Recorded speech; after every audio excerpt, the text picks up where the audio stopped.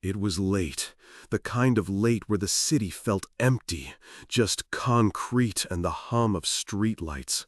I was on my motorbike, wearing the bright red Jollibee uniform, heading back after my last delivery of the night.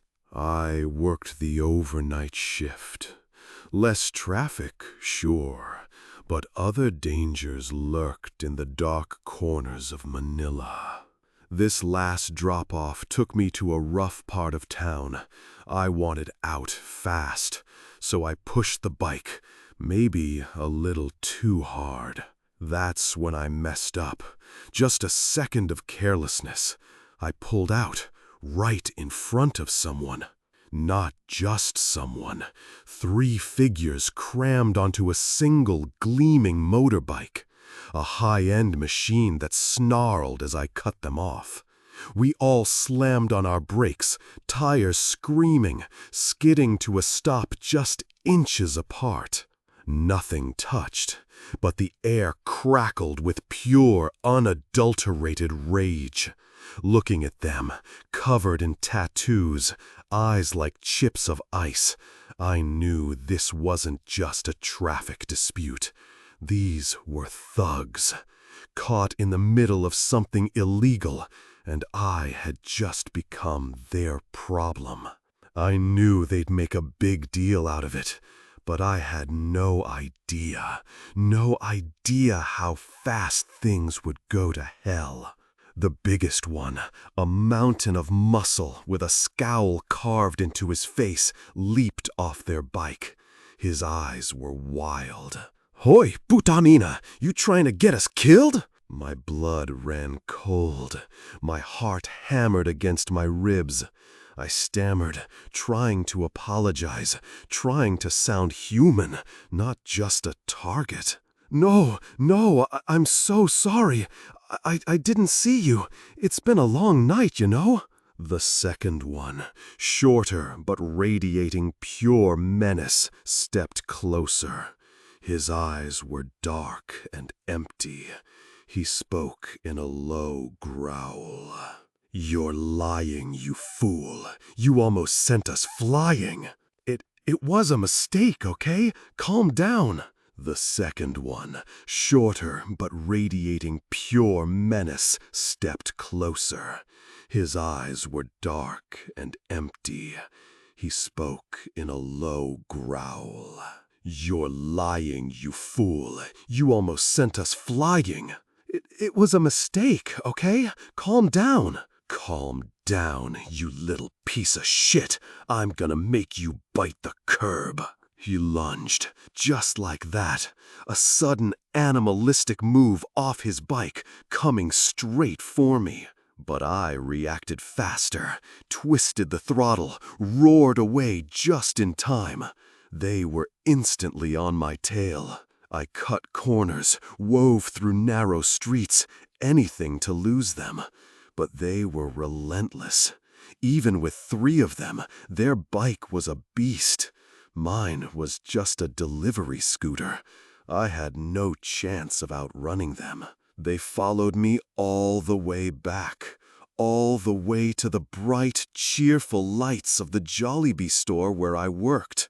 I screeched to a halt, barely squeezed through the door and through the lock. My coworker, Jenny, looked startled. "Hey, what are you doing?" I just yelled at her to get the owner, to get Kuya Ben. They both came running out, just as the thugs reached the store. Bang! Bang! Bang! Fists hammered against the glass doors, shaking the whole storefront. Kuya Ben, my boss, looked at me, bewildered. "Why did you lock the customers out?" I told him they weren't customers. They were here for me. The banging intensified. Then the shouting started. "Let him out! We're gonna kill him! Open the damn door!" Kuya Ben didn't need any more convincing. His face went pale. He told me to get upstairs, fast. I ran up to the second-floor window, watching the nightmare unfold below.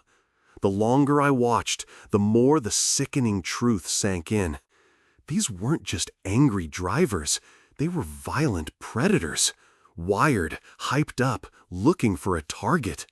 And I had delivered myself right to them. Within seconds of trying to talk, it escalated.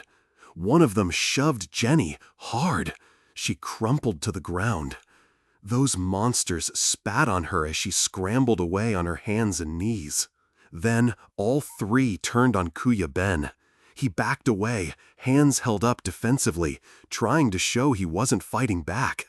They surrounded him, pushing, shoving, trying to provoke him into throwing a punch. He was smart. He didn't hit back, no matter how many times they landed blows. But what they were saying, that was worse. Worse than the punches.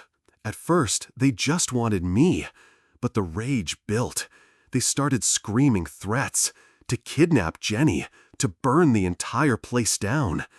And then it became even simpler, even more terrifying.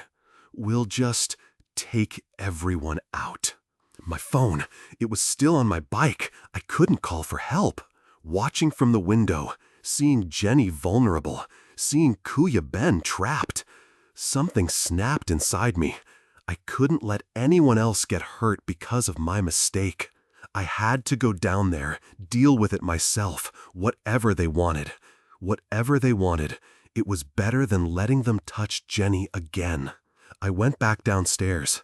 They were still focused on Kuya Ben, surrounding him by the entrance. They didn't see me, standing just inside the glass door. I paused, just for a few seconds, watching the scene, dread washing over me. Then I pulled myself together, took a deep breath, and walked outside. Everything stopped. All eyes turned to me. I raised my hands, palms open, trying to show I wasn't a threat. I started apologizing, the words tumbling out, genuine and desperate. I walked towards them, away from the store, trying to draw them away from Kuya Ben and Jenny. They advanced slowly, like predators circling prey, their eyes calculating the best way to inflict pain. I was praying to God in my head. The closest one, barely 6 feet away, reached into his waistband. I had just an instant, just a single frozen moment to recognize the glint of steel, the shape of the barrel. Before, Kuya, what the hell? Why did you do that? Accident! It was an accident! Hello, police, please hurry. I don't know if he's going to make it. He's calling the police. Kill him too. Screw that. Too late. Let's get the hell out of here. Come on then, let's go. It was 3 men on a motorcycle. I think it was green. I'm not sure. They had tattoos, short hair, about 5'8", muscular build. They took him out and drove off. Years before the incident I just told you about, I had another job at Jollibee. Work in the night shift, just like later on. The guy who trained me was cool. We hit it off, became work friends, but once my training finished, he went back to his usual gig. He was the mascot, the Jollibee himself, spending his shifts outside, dancing, waving, trying to lure people in with that big fixed smile. Then one day, he just vanished. No call, no show. Gone. Just like that.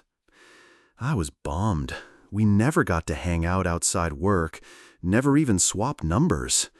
I figured he'd finally had enough of the giant bee suit. He'd always talked about wanting to get transferred to the kitchen, but the boss said they were full. Our boss always said the mascot was essential, said our guy was the only one who could do it right. Didn't matter to me. Just meant I lost the only person I really talked to at work. Weeks crept by. One night, I really needed the washroom. Tried the main one, occupied. Tried again later, still occupied. Happened multiple times during the shift. I was still pretty new, didn't know the whole building layout. I figured there had to be an employee-only washroom somewhere, hidden away. So I ventured deeper into the kitchen than I ever had before, past the fryers, past the prep stations, and I found it, an unmarked door.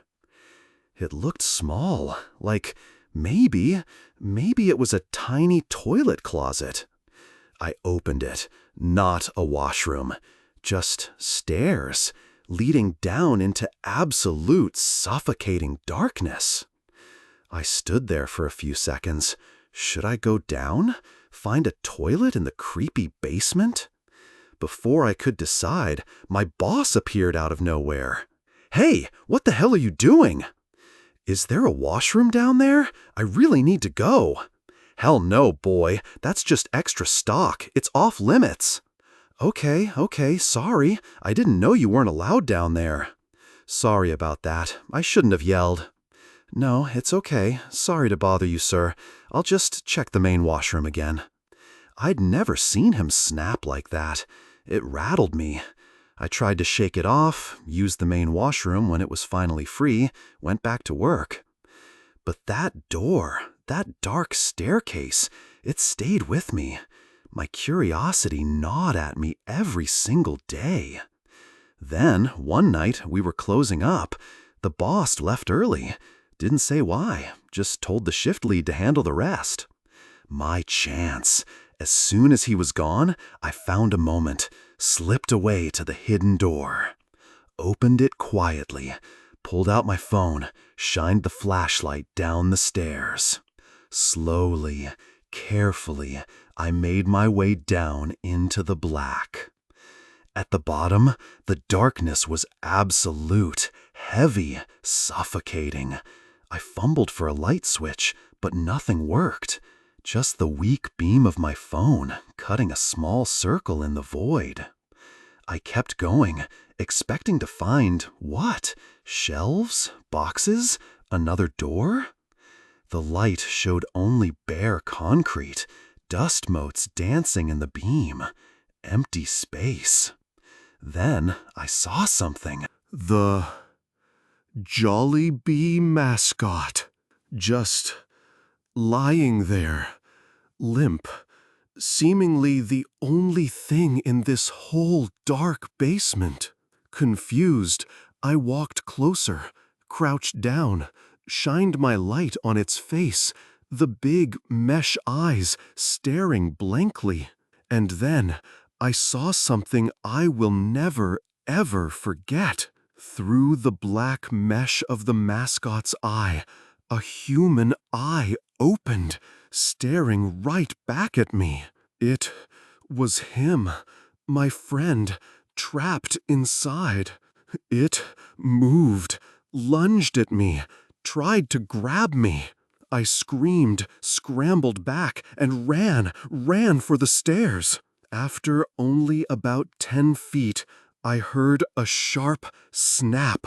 I looked back. A heavy chain, bolted to the wall, yanked taut. The mascot, the thing inside it was chained there, trapped. I was freaked out of my mind. It was like a nightmare. The Jollibee mascot, a symbol of happiness, now a grotesque, lunging monster. I just stood there, frozen on the stairs, watching it writhe, hearing muffled screams from inside the mask. Then, a horrifying thought hit me like a physical blow. My boss leaving early? The washroom being constantly occupied? It wasn't a coincidence. It was a trap. He wanted me to find that door, to see whatever that was. I had to get out, fast, before my boss came back, before he knew I knew. I scrambled up the stairs, burst out the door, and did my best to act normal, to finish my shift like nothing happened. But I never, ever went back. I moved away, found a new city, started fresh, tried to leave it all behind.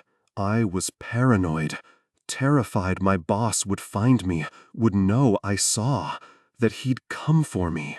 But no matter how far I ran, no matter how hard I tried, I could never forget it. I've never told anyone this story, not until now. Because I saw it again. That viral image online.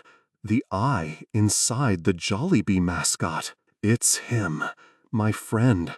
The exact same horrifying sight that has haunted my nightmares for years. And it came back to remind me that I abandoned him, left him chained in that dark basement to a fate worse than death. I was 19, just a student in Manila, working the night shift at Jollibee to make some extra cash. Mostly cashier duties, sometimes cleaning or covering drive-thru when we were slammed. My spot was usually up front, taking orders, dealing with the late-night crowd. You saw all kinds of people. Then, one night, this guy walked in. Tall guy. Wearing a suit, though. Not a nice suit, though. A cheap, ill-fitting thing. Like something from a used clothes stall. He was expressionless. Like the guy from Squid Game. But somehow worse. Empty eyes. Downright creepy. I figured he was just another tired worker, stopping for some chicken joy on his way home. Normal enough. But when I asked for his order, he said something unexpected. I am a food inspector. I need to check the quality of your chicken. He pulled out some official-looking papers? Said he worked for the government. The Ministry of Food Safety? Then he demanded a sample piece of chicken joy. And he ate it, right there, in front of me. Fast, like he was starving. It was strange. Really strange. But he said he was an inspector. What could I do? It meets the quality standards. And then he just left. Okay. Weird, but over. Except it wasn't the last time. He started coming back every other day. Always the same thing, maintaining quality. And he'd eat the chicken sample, every single piece, down to the bone, like some kind of animal, a fiend. As the months went by, he ate more and more, demanding bigger samples. My coworkers started warning me when they saw him coming. The chicken inspector, we called him. But one night, things got really bad. We were running low on chicken, had to tell customers to pick something else. Then he walked in, the inspector, same suit, same empty eyes. Asked for his sample. I told him we didn't have any to give out. Said we were short. Tried to be helpful. Look, I know it's your job, but we're out. There's another Jollibee just down the road you could check. It was like he didn't hear me. He just stood there, staring, soullessly. Then his eyes started to twitch. His head jerked, like a puppet whose strings were snapping. Like someone completely cracked out. The more I stared, the more I realized he wasn't looking at me. His empty gaze was fixed behind me, on the remaining chicken in the kitchen. He started clawing at the counter, nails scraping the laminate. Customers in line backed away. Some ran out of the store. "Excuse me, you can't get rid of me that easily. I want my chicken." Then, like a wild animal, he vaulted the counter. He launched himself at me. He went straight for my face, tried to gouge my eyes out. His hands were like vices, locked onto my head, gripping so hard I couldn't move. I screamed for help, screamed, thinking I was about to be blinded. Pinned to the floor, his weight crushing me. I thought it was over. My eyeballs were about to be ripped out. Then, a coworker from the back room rushed out, grabbed the man, pulled him off me. "I need it! I need that chicken! Need meat in my mouth! Shove more Jollibee down my throat!" He scrambled up, bypassed me, and ran into the kitchen, grabbed handfuls of chicken, stuffing his face frantically. More coworkers piled on him, wrestling him to the ground, pinning him there. All he did was snarl and chuckle, a deranged, unhinged sound. Drool ran down his chin, snot dripped from his nose, all while he mumbled through mouthfuls of chicken. "Give me more of that juicy Jollibee. It damn tastes like crack. And when I say crack, I'm talking about my ex." My hands were shaking so bad I could barely dial the phone. My eyes were burning from where he'd tried to claw them. They showed up eventually, took him away. But even as they were putting him in the back of the car, his empty eyes were still locked on me. He glared and mouthed the words, "You'll pay for this." Later, the police report confirmed it. He wasn't an inspector, just a con artist, pulling this stunt for a whole year just to get free chicken. A whole year! This lunatic, scamming us? Turns out he'd done the same thing at other fast food places too, pretending to be an inspector. But I was the only one he'd ever attacked. He got some jail time for the attack, impersonation, and theft. But that night, it changed me. Now, every time someone walks through the door at work, especially if they're tall and wearing a suit, I see his face, and I relive that horrifying night. These aren't just stories crafted from pure imagination. They are whispers from the dark corners of reality. Tales sparked by unsettling incidents and viral images that remind us that sometimes the most mundane places, like a fast food restaurant, can hide the deepest terror. Thank you for joining us on this chilling journey into the dark side of the everyday. If these tales sent a shiver down your spine, please leave a like and share this with anyone who appreciates a good scare. What detail from these stories disturbed you the most? Have you ever had a strange or frightening experience in a place you thought was safe? Share your thoughts and stories in the comments below. And don't forget to subscribe or follow for more tales of the strange, the spooky, and the downright terrifying.